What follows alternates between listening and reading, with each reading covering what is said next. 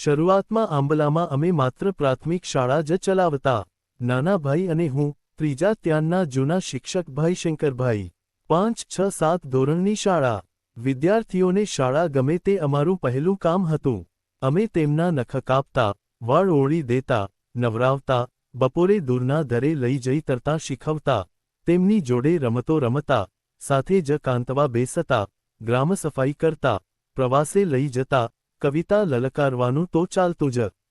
થોડા વખત પછી અમને થયું કે છાત્રાલય વિના પૂરું વાતાવરણ જામે નહીં, એટલે અમે 5 ધોરણ પછીની છાત્રાલયવાળી શાળા શરૂ કરી. નામ આપ્યું લોકશાળા. ડેનિશ ફોકસ સ્કૂલ નહીં, તે તો પ્રૌઢ શિક્ષણનો અખતરો હતો.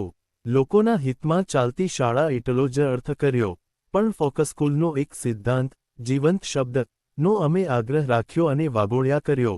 અને તેના એક શિક્ષણશાસ્ત્રીનું એક વાક્ય પકડી રાખ્યું, પાઇપલાઇન નાખવી હોય તો વચ્ચે વચ્ચે ખીલા કે હવાબારા રાખવા પડે છે, પણ દાણા વાવવા માટે આવી સાવચેતી જરૂરી નથી, તે તો પાણી મળતાં જ ઉગી નીકળશે. અને આરંભના વર્ષોમાં ન કસોટીઓ રાખી, ન નક્કી પાઠ્યપુસ્તકો રાખ્યા, જડ વર્ગ વ્યવસ્થા કે ભણાવવાનો અત્યુત્સાહ ન રાખ્યો. આરંભમાં વિદ્યાર્થીઓ મેળવવા અમે જતા. ભોજન ખર્ચ તો મા બાપે દેવાનું જ નહોતું. છતાં આ કાંઈ હાઈસ્કૂલ નહોતી, અમને કોઈ માન્યતા મળી નહોતી. ભણાવવાના ભાગરૂપે નાના મોટા કામો કરવાના હતા. એક પંક્તિએ જમવાનું હતું, હરિજનો પણ હોય, એટલે વિદ્યાર્થીઓને શોધવા અમે જતા. પહેલો પ્રત્યુત્તર કુંડલાના નેસડી, ચરખડિયા વગેરે ગામોએ આપ્યો. ત્યાં કેશુભાઈ, અમુલકભાઈનું ખાદીકાર્ય હતું. ગાંધીનું નામ જાણીતું હતું. આ અનુકૂળતા હતી. બાવચંદભાઈ, ધનજીભાઈ, ખોડાભાઈ મળ્યા. ચારોડિયાએ પણ અમને વિદ્યાર્થીઓ આપ્યા. ત્યાં પણ શંભુભાઈ, સરલાબહેન, વલ્લભભાઈ, જોરસિંહભાઈના કામે થોડું ખેડાણ થયેલું. ત્રીજું વર્તુળ મોટી મારડ, છાડવાવદર, કોલકી, ભાયાવદરનું. ભીંબાપાનું તે તેજો વર્તુળ. અસ્પૃશ્યતા વર્ષો પહેલાં તેના આગેવાનોમાં નહીં. વૈજ્ઞાનિક ખેતીહાડમાં, ખાદી પણ ખરી. ત્યાંથી વિદ્યાર્થીઓ મળવા લાગ્યા. માલપરા લીંબા પટેલનું. લીંબા પટેલ મરદ માણસ. આગળ જતાં ભાવનગરની ધારાસભામાં ચૂંટાયેલા એકવાર ભાષણમાં કહ્યું કે, દિવાન સાહેબ, આપે કહેતા હતા. અનંતરાયભાઈ કહે, કોણ આવું કહેતું હતું? લીંબાભાઈ તેમની સામે હાથ લંબાવી કહે, એ મોડું બોલતું તું ને આ કાન સાંભળતા હતા. આ માલપરાએ અમને વલ્લભ, મોહનભાઈ, રણછોડભાઈ, તુલસીદાસજી, રણછોડદાસજી આપ્યા અને આગળ જતાં માટલિયાને આ માલપરાએ દત્તક લીધા. થિયોસોફિસ્ટ વેણીભાઈ પાણિયાળીના ગણેશભાઈને મૂકી ગયા. ગામડાના વિવિધ સ્તરોમાંથી આવતા આ કિશોરોને અમે બંને જણાએ અમારા પોતિકા બાળકો જ બનાવી દીધા.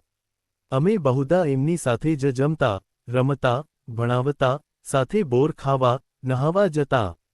નાના ભાઈએ અમને આરંભમાં જ કહેલું કે, તમે અને વિજયાબહેન ન હોત તો મેં આ લોકશાળા શરૂ કરી ન હોત. એમાં બધી શિખામણ આવી ગયેલી. એટલે એમની માંદગી કે તાજગી તે અમારી માંદગી કે તાજગી. કોઈકની માંદગી કે અકસ્માત વખતે બાધા રાખ્યાનું પણ યાદ છે. અમે સાથે પાણી ભરતા, સાથે રજકો વાઢતા, લાણી સાથે જ કરતા. અને આ બધા માટે ભાત લઈ કોઈક વાર સુખડી કઢી લઈ મારા પત્ની ખેતરે આવતા. જાજરૂ સફાઈ કામ તો અમે સ્વેચ્છાએ જ લેતા. આરંભના 5 વર્ષ એકધારું એ કામ મેં નિયમિત રીતે કરેલું. તે વખતે પાણીબંધ જાજરૂ નહોતા. ડોલ જાજરૂ જ હતા. મળમૂત્રની ડોલો સાફ કરવી, ફિનાઇલથી ધોઈ, અંદર ઘાસ પાથરવું. ન માખી રહે, ન ગંધ રહે તે રીતે કામ થતું. એકવાર ખેરસાહેબ આવેલા. જાજરૂ જોવા ગયા. સ્વચ્છતા, નિગંધતાથી મુગ્ધ થઈ પોતાની પત્નીને બોલાવી કહે, અરે અહીં આવતો, આતા મૂલીચ ગંધ નહીં. આ વિદ્યાર્થીઓએ કામ કરવામાં કોઈ દિવસ અણગમો દર્શાવ્યો નથી. ઉલટા અમને કહે, તમે ઘડીક બેસો, થાકી ગયા હશો. એનું કારણ એ બધાને માટે મહેનત કરવી તે નવી વાત નહોતી. અમે ભરતી વખતે 90% ખેડૂતો કે ખેતમજૂરોના સંતાનોને જ લેતા. 10% શહેરી લેવાના. નઈ તાલીમ સામે વાંધા ઉઠાવનારા સારાસારાને પણ આ વાતનો ખ્યાલ રહેતો નથી. અંગમહેનતનો કંટાળો તે ઉપલા અને મધ્યમવર્ગનું આગંતુક અપલક્ષણ છે. બાળકોનું સ્વભાવગત લક્ષણ નથી. યુરોપમાં બધા ચર્ચિલ પણ નવરાશે ઈંટો પાડતો, અને એ બધા લોકો રજાઓના દિવસોમાં ઘરસફાઈ સ્ત્રીઓની જોડાજોડ કરે જ છે. આપણે ત્યાં જ આ રામાયણ છે. આપણા દેશના શહેરી ભણેલાઓ જ આ ઠકરાતી મનોવૃત્તિમાંથી નીકળી શક્યા નથી. મને યાદ આવે છે કે દક્ષિણામૂર્તિના મહેમાનગૃહના ચોકમાં એક દિવસ સૂતો હતો, આકાશદર્શન કરતો હતો. તે દિવસોમાં ગાંધીજીએ નઈ તાલીમનો વિચાર વહેતો મૂક્યો હતો. ગીજુભાઈ હરભાઈને મળવા ગયેલા, વળતા મારા ખાટલા પર બેસી પડી કહે, આ ડોસાની વાત તો સાચી છે, પણ આ માસ્તરો મારા બાળકોને કામ કરાવીને ટૂંસ કાઢી નાખશે એ વિચારોથી મને ચિંતા થાય છે. હું તો તેમની પાસે સાવ બાળક ગણાવું. અનુભવે એ જોયું કે તેમની વાતમાં તથ્ય અને અથ્ય બંને હતા. એવા અત્યુત્સાહી શિક્ષકો હતા, પણ બાળકોને, ગામડાના આ ખેડૂ કે મજૂરવર્ગના બાળકોને કામ કરવું તેમાં નવાઈ જ નહોતી. તે હોંશે કામ કરતા અને ધાર્યા કરતાં વધારે કામ કરતા. આપણા મધ્યમવર્ગમાં જે મુશ્કેલ લાગે છે તે આ બાળકો માટે મુશ્કેલ નહોતું. પણ ખરી મુશ્કેલી બીજી હતી. ન્યાતજાતના વાડામાં, ઊંચનીચના કળણમાં ફસાયેલા આ બાળકોને અમારે એક બાજુ મહેનતનું ગૌરવ અને મહત્તા બતાવવાની હતી, અને બીજી બાજુ ઉપનિષદના સ્વચ્છ, નિરભ્ર આસમાનની ઝાંખી કરાવવાની હતી.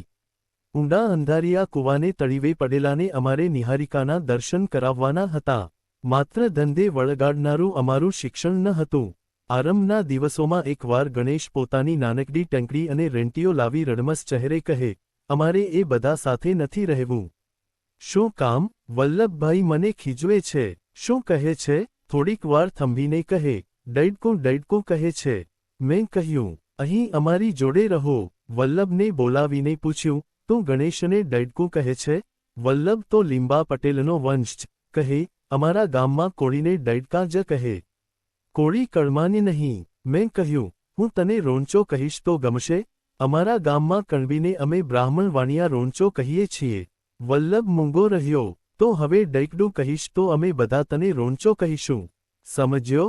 જા હવે. જમતી વખતે ગણેશને અમારી વચ્ચે બેસાડ્યા અને પછી છાત્રાલયમાં મોકલી આપ્યા.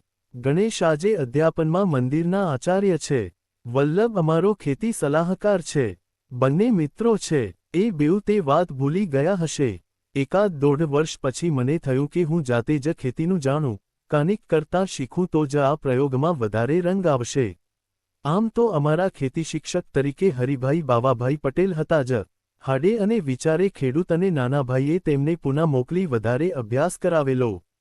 પણ જે શિક્ષક અને ગૃહપતિ છે તે એ ઉદ્યોગનું વાતાવરણ આકંઠ ન માણે તો ખરી મહોબત ન જાણે.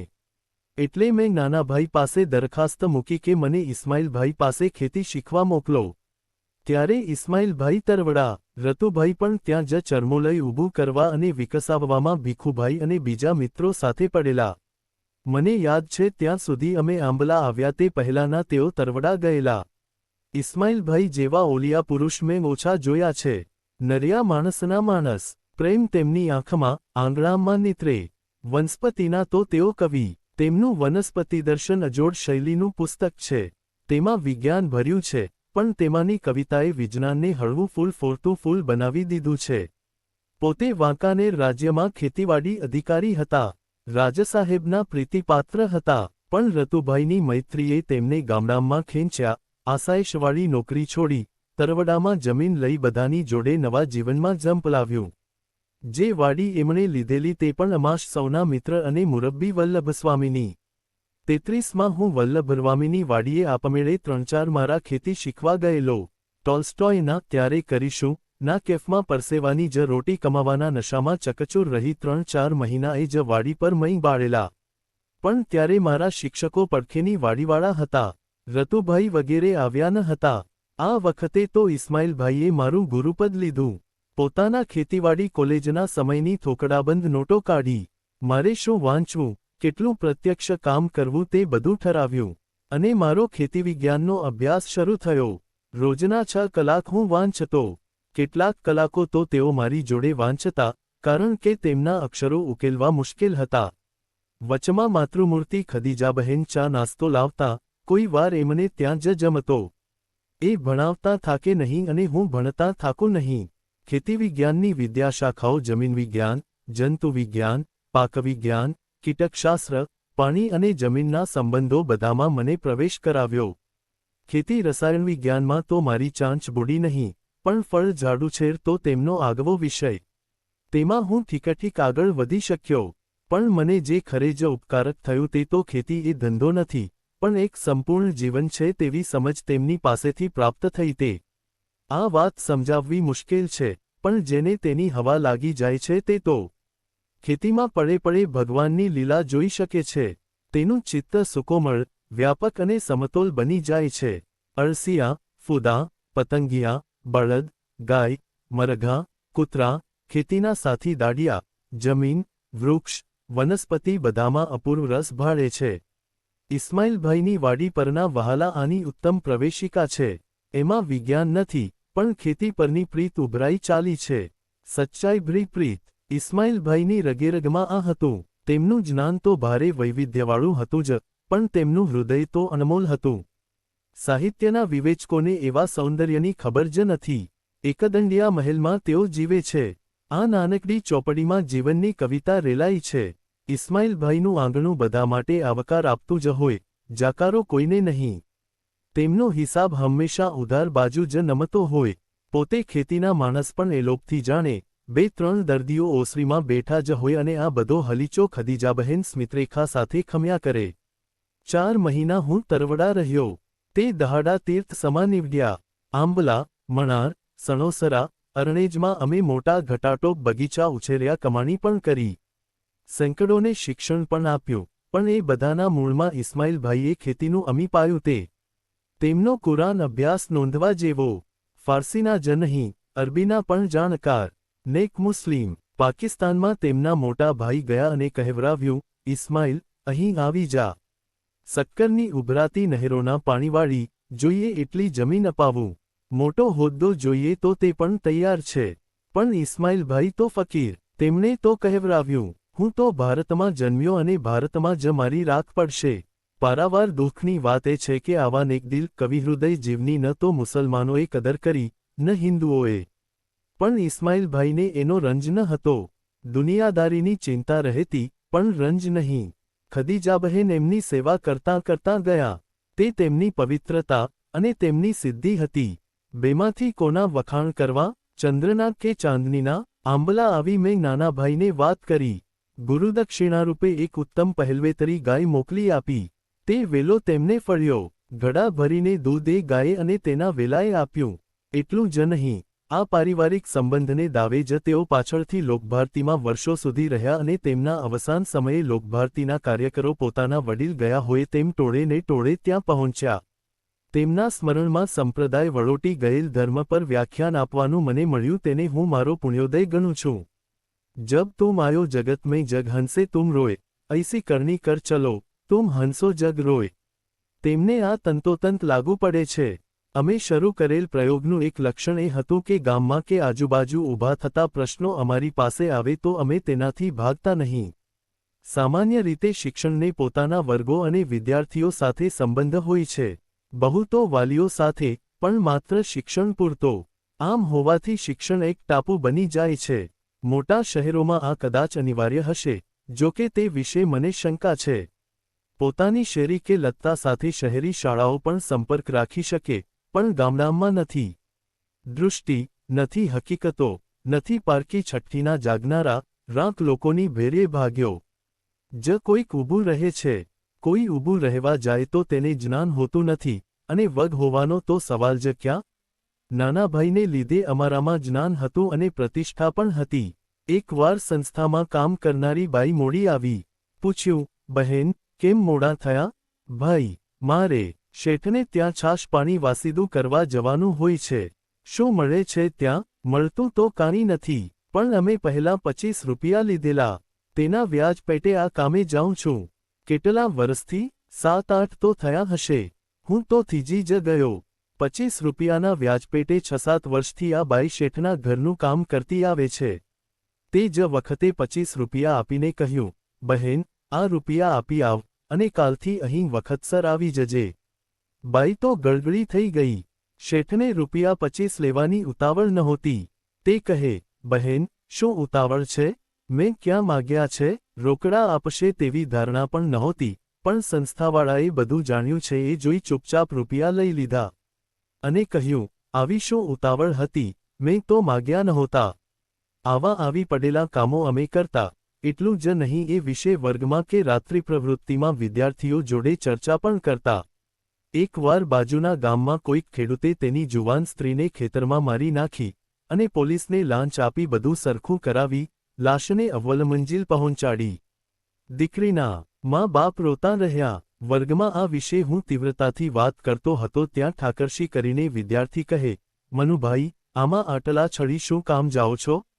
કેમ, કોઈ બાઈને આમ મારી નાખે તે ચાલે? ઠાકરશી સહજતાથી કહે, પણ એણે એની વહુને મારી નાખી હતી કે બીજા કોઈની વહુને? એની વહુ શું એનો પેટીપટારો, થાળી વાટકો હતી કે ગમે તેમ ભાંગી નખાય? ઠાકરશીએ જ બોળથી કહે, પણ એ કાંઈ મફત નહોતો લાવ્યો. દેહ દહેજ લઈને લાવ્યો તો ને? કેમ, વ્યાજ? હું બાઈ આવ નહોતી તેવી રૂપિયા માં કે મારી બરાબર મંજિલ. ગુરુ વિરામ 14. મને થયું કે અમારે ઘણો લાંબો પંથ કોસના કોસ ચાલવાનું હતું. વિરડો નહીં, કૂવો ઉલેચવાનું કામ હતું. ગામના લોકોને પણ આની પીડા કે રંજ નહોતો, પણ અમે તો કામ કરીએ રાખ્યું. નાના ભાઈ પ્રશ્નોરા, એટલે વૈદુ એમના હાડમાં. મારા પત્નીને પણ શોખ, એટલે એમની મારફત દવાદારૂનું તત્કાલ સારવારનું કામ શરૂ કર્યું. કોઈ દાઝી જાય, કોઈને સનેપાત થાય, કોઈને કસુવાવડ થાય, સુવાવડમાં આડું આવે, અમે દોડીને થાય તે કરવાના. ગામમાં કોઈ વૈદ્ય દાક્તર વૈદ્યદા નહીં. રળિયાત ગરીબ કોળીની વહુ, છેલ્લા દિવસ સુધી કામે ગઈ, જવું પડે તેવી ગરીબાઈ. કમરતોડ કામ કર્યું અને સુવાવડ પછી નખાઈ ગઈ, ઝાડામાં નીચોવાઈ ગઈ. ને મારા પત્ની તેને જોવા ગયા. કાથાની ખાટલીમાં નાખેલી કશુંથ પાથરેલું નહીં, ઝાડાનો પાર નહીં, ખાટલી નીચે રાખ નાખ્યા કરે. એ કહે, રળિયાત રળિયાત, પણ કોણ સાંભળે? સૂંઠ ચોળી, ગરમ પાણીથી આખું શરીર ધોયું, લુગડાં બદલાવ્યા, સૂંઠની રાબ કરી ચમચે થોડી પાઈ થોડુંક ભાન આવ્યું. 5-7 દિવસ સુધી આમ જાતે જ કર્યું. સાસુ તો સાસુ કહેવાય, તે વહુના આવા કામ થોડા જ કરે. રળિયાત સાજી થઈ રળિયાત બની ગઈ. જ્યારે મળે ત્યારે ઘેલી થઈ જાય. એના વરે પણ કહ્યું હતું કે બહેન પાસે જા ત્યારે ખાલી ન જવું. સાકરનો પડો લેતો જવો. પણ ગામમાં બીજાને પરિબળો હતા. તેમને અવારનવાર ગામહિત માટે નારાજ કરવા પડતા. આંબલામાં એક નાનકડું તળાવ થઈ શકે તેવું હતું. 150 થી 200 એકરને પાણી પણ મળી શકે તેમ હતું. પડખેનું ગામ રામધરી પહેલા સાવ ભંગાર જેવું હતું. ત્યાં તળાવ થતાં એક દસકામાં ગામનું નૂર બદલાઈ ગયું હતું. આ જગ્યાએ તળાવ બાંધવા નાનાભાઈએ રાજ્યને કહ્યું. અનંતરાયભાઈ તથા મહારાજા સાહેબને મળ્યા. મહારાજા સાહેબ કહે, પણ નાનાભાઈ, તેમાં રાજ્ય $1.5 લાખ ખર્ચ કરે, તેમાં 1.5% વ્યાજ પણ નીકળે નહીં તેમ ખાતાના અમલદારો કહે છે. નાનાભાઈ કહે, એમની વાત ટૂંકી દૃષ્ટિએ સાચી હશે, પણ લાંબી નજરે આ જ સાચું રોકાણ સિદ્ધ થશે. રાજ્યે દુષ્કાળ કે તંગી વખતે તગાવી નહીં આપવી પડે. રાજ્યની રૈયતના ઘરમાં 2 પૈસા વધતા વેપારવણજ વધશે. આ બધું પણ રાવે જોવું જોઈએ. મહારાજા સાહેબે તરત હા પડી. પણ જે જગ્યાએ તળાવ બંધાવાનું હતું ત્યાં ઘણા લોકોના આંબા હતા. તેમાં બ્રાહ્મણોના વિશેષ. એ બ્રાહ્મણોએ વાંધો ઉઠાવ્યો. નાનાભાઈ, અમારો રોટલો ટાળવા ઊભા થયા છે. રોટલો તો ઘણા ખરા તાંબડી ફેરવીને મેળવી લેતા હતા, પણ બ્રાહ્મણોની પકડ સમાજ પર મોટી હતી. તેમને સમજાવવા ખુદ અનંતરાયભાઈ આવ્યા. ગામલોકોને ભેગા કર્યા, બધાને સમજાવ્યા. નાનાભાઈએ રાજ્યમાં આ પહેલાં નહોતું એવું કપાતા ઝાડનું વળતર આપવાનો વિચાર કબૂલાવ્યો. ગામને પાણી સંગ્રહતા કેટલા ફાયદા થશે તે સમજાવ્યું. પણ યુગયુગના અંધસંસ્કારો અને સ્વાર્થ કેમ હટે? બ્રાહ્મણોએ જગ ચાલુ રાખી. તળાવ થાશે તો ભૂદેવો ત્રાગા કરશે તેમ પણ કોઈકે કહી નાખ્યું. એમાં એક ચિંથરેહાલ ખેડૂત ઊભો થઈ કહે, મહારાજ, તમારે કોસ તાણવા નથી પડતા. અમારા ઢાંઢા કોસ ઢસરડીને મરી જાય છે. કૂવાના તળ ઊંચા આવવા દ્યો. અનંતરાયભાઈ મલકીને જોઈ રહ્યા અને ત્યાં જ કહી દીધું કે તળાવ થશે. તળાવ શરૂ થયું. ત્રાગા થયા નહીં. વાંધાવિઘન નંખાયા નહીં. પહેલે જ વરસાદે તળાવ છલોછલ ભરાઈ ગયું, જાણે પ્રસન્ન થયેલ દેવતાનું હિલોળા મારતું હૃદય. એમાં એક બ્રાહ્મણના શિક્ષક દીકરાની કોઈક ગંભીર ભૂલ અંગે નાનાભાઈએ ફરિયાદ કરી. તેની તપાસ થઈ અને એ શિક્ષકની નોકરી ગઈ. બળતામાં ઘી હોમાવું. નાનાભાઈ બોળાવાડો કરવા આવ્યા છે. ધરમ રસાતાળ જશે. દયા બધી હરિજનો માટે, બ્રાહ્મણના દીકરા માટે કાંઈ દયા નહીં? એક ગરાસદારના જુવાને નીચલી જ્ઞાતિની એક જુવાન છોકરી પર હુમલો કર્યો. હલકી કોમની દીકરી, આવું તો ચાલ્યા કરે. હલકી વરણને આમાં નીચાજોણું શું? પેલા છોકરીના બાપે આવી ધા નાખી. નાના ભાઈએ તેની બાને પકડી. પોલીસ કેસ થયો. ખુદ નાના ભાઈએ કોર્ટમાં જુબાની આપી. પેલા ગરાસિયા છોકરાને સજા થઈ. પણ ગામમાં તો અમારી વિરુદ્ધ એક્કો થઈ ગયો. બ્રહ્મક્ષત્રિનો અંયુક્ત મોરચો. કોઈ અમને ટેકો ન આપે. માધાભાઈ, લક્ષ્મણભાઈ જેવા 2-5 કુટુંબો અમારી જોડે સંબંધ રાખતા રહ્યા. હરિજનોનો હિસાબ શું? એમને પૂછે પણ કોણ? તેમનું ગજું કેટલું? નિશાળમાં કોઈને મોકલવા નહીં. નિશાળ પાછી માગી લ્યો. સહીઓ થવા માંડી. નાના ભાઈએ આગેવાનોને બોલાવી કહ્યું, તમારે સંસ્થાને શાળા ન સોંપવી હોય તો ખુશીથી રાજ્ય પાસે માગણી મૂકો. સંસ્થાને વાંધો નથી. તમારા જ છોકરાને સારા સંસ્કાર તમારે ન આપવા હોય તો અમે શું કરીએ? પેલા બ્રાહ્મણ આગેવાનો કહે, તમે મીઠું મીઠું બોલો છો. હું સાચું જ બોલું છું. તમે અરજી કરો. ચતુર આગેવાનો કહે, પણ તમને ખબર છે કે રાજ્ય તો તમારું માને, અમારું થોડું જ માને? અનંતરાયભાઈ, તમે પાઓ તેટલું પાણી પીએ, અમને ઊભાએ કોણ રહેવા દે? નાનાભાઈ ઘડીક થંભી ગયા. પછી કહે, અનંતરાયભાઈ, મારા કહેવા પ્રમાણે રાજ ચલાવતા નથી, પણ તમને વિશ્વાસ ન પડતો હોય તો હું સાથે આવીને દિવાન સાહેબને કહું કે ગામલોકો શાળા પાછી લે, તેમાં અમને વાંધો નથી. પેલા આગેવાન તો કહે, ઢેડને દાખલ ન કરો તો અમને વાંધો નથી. નાનાભાઈ કહે, અમને શાળા સોંપી હશે ત્યાં સુધી એ તો પહેલાં આવશે. તો અમારે નિશાળ નથી જોતી.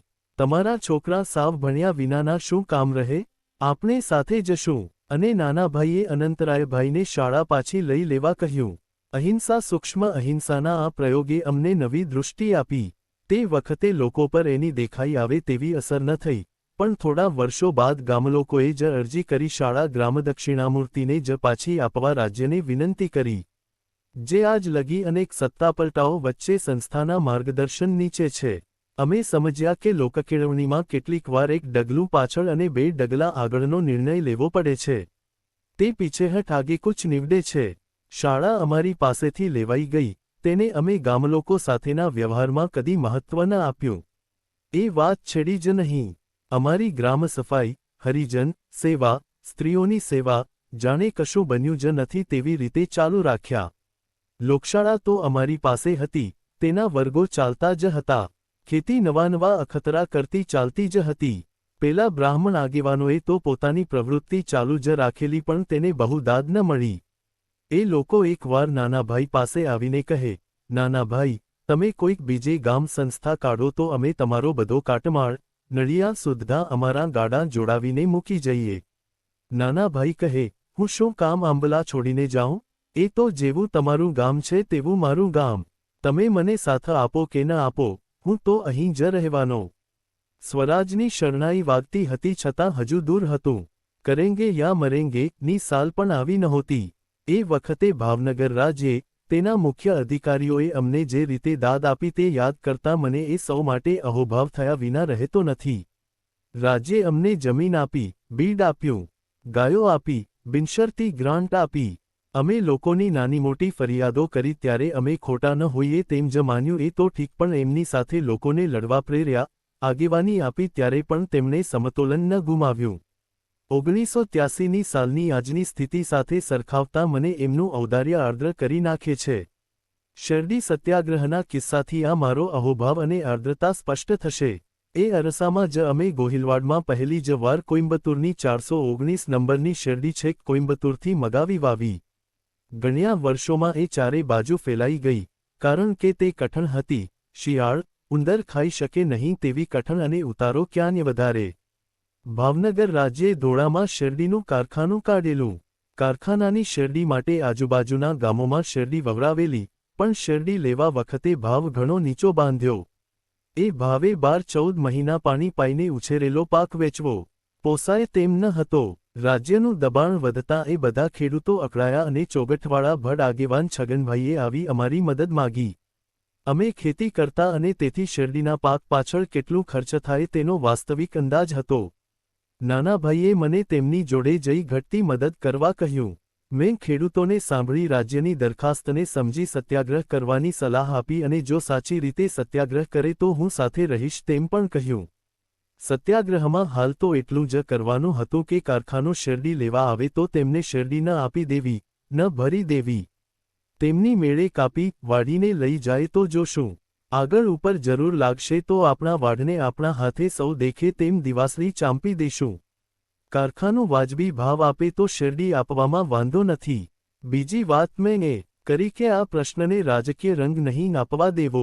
પ્રજા પરિષદની જવાબદાર રાજ્યતંત્રની માંગ આપણને કબૂલ મંજૂર છે. આગેવાનો આપણા મિત્રો છે, તેમની સલાહ પણ લેશું, છતાં આ પ્રશ્નને રાજકીય રંગ કે રાજકીય હિલચાલના ભાગ તરીકે નહીં ચલાવીએ. ખેડૂતો મને નિકટથી ઓળખતા ન હતા. છગનભાઈને તો તે વખતે જ જોયા. તેમનામાં તેજ, વ્યવહારુ સમજ હતા. તેમણે આ વાતને ટેકો આપ્યો. પહેલાં તો વાટાઘાટ જ થાય એટલે રાજ્યના વરિષ્ઠ અમલદારોને અમે મળ્યા. તે કાંઈ અજાણ્યા તો નહોતા, પણ તેમની દલીલ જે આજે પણ ઉદ્યોગવાદના આંધળા, એકાંગી આયોજકોની છે તે જ હતી કે ઉદ્યોગો વિકસે તેમાં સૌને લાભ જ છે. અને ઉદ્યોગો વિકસાવવા હોય તો કાચો માલ સસ્તો મળવો જોઈએ.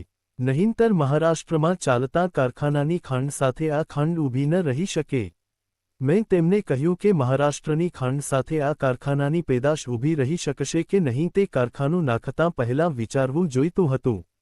ત્યાં પાણી જમીનની જે સગવડો છે તે અહીં નથી. જરા કટાક્ષ કરીને કહ્યું, તિબેટમાં આ શેરડીનું કારખાનું નાખ્યું હોત તો આથીએ મોંઘું પડત. પણ તે ભૂલ માટે ખેડૂતો શા સારું સહન કરે? કારખાનાની જ ખોટી પસંદગી થઈ હોય તો રાજ્ય જવાબદાર છે. તેણે જ રસ્તો કાઢવો જોઈએ. ખેડૂતો ગોળ કરી શકે તેમ છૂટ આપો. જેને તમારા ભાવ પરવડતા હશે તે તમને શેરડી આપશે. તો કારખાનું કેમ ચાલે? આટલી મૂડી નાખ્યા પછી તે ભાંગી ન પડે તે જોવું જોઈએ. મેં જરા ઉતાવળા સાદે કહ્યું, ખેડૂતોએ પેઢાનપેઢીની મૂડી નાખી છે, તે ભાંગી ન પડે તે પણ જોવું જોઈએ. હસીને કહે, બંનેનું જોવું જોઈએ. મેં કહ્યું, એ અમને કબૂલ છે. રાજ્યે પરાણે શેરડી મેળવવા 2-3 જગ્યાએ કોશિશ કરી. ખેડૂતો મક્કમ રહ્યા અને આખરે ભાવ વધારી આપ્યા. હું પાછો મારા વર્ગોમાં ડૂબી ગયો. ઘણ રે બોલે ને એરણ સાંભળે હોજી.